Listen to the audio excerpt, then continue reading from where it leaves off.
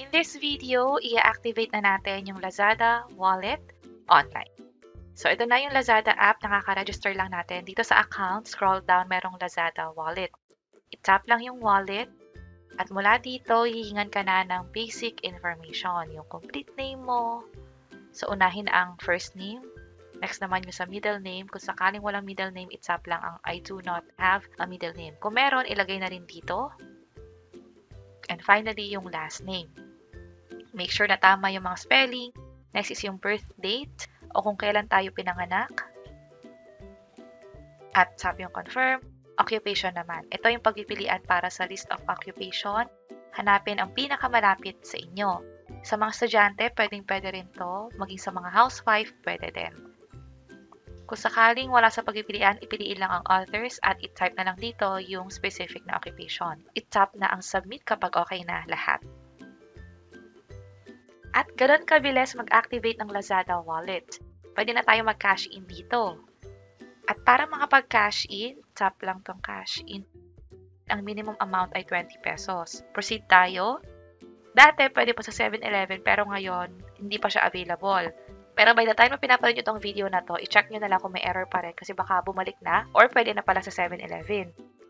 Tap natin yung View All Cash In method. Pwede kang mag-cash in via GCash, e-wallet, Maya, or yung mga bank account. Kung alin man dito, BPI, Metrobank, BDO, or Union Bank. Pwede rin over-the-counter, katulad ng TouchPay, M. Luwilier. Yung 7-Eleven, hindi pwede. SM, Expressway, Bayad Center, hindi rin pwede. Again, double-check nyo na lang kapag tinatry nyo na, baka pwede na pala.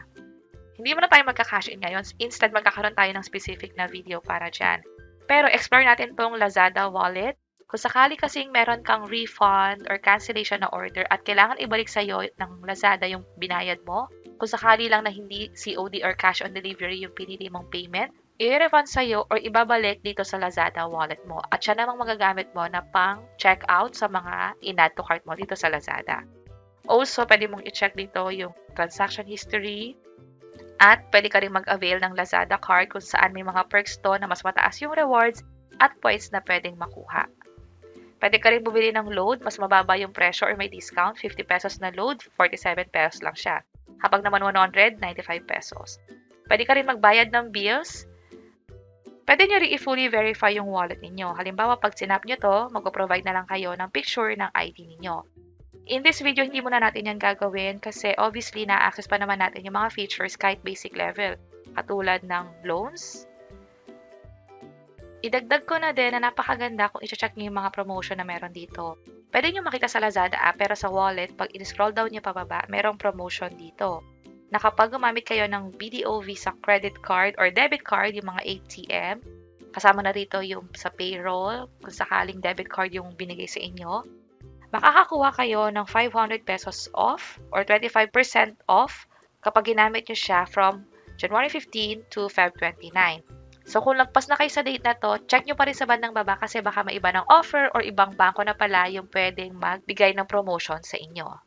At napakarami pang iba.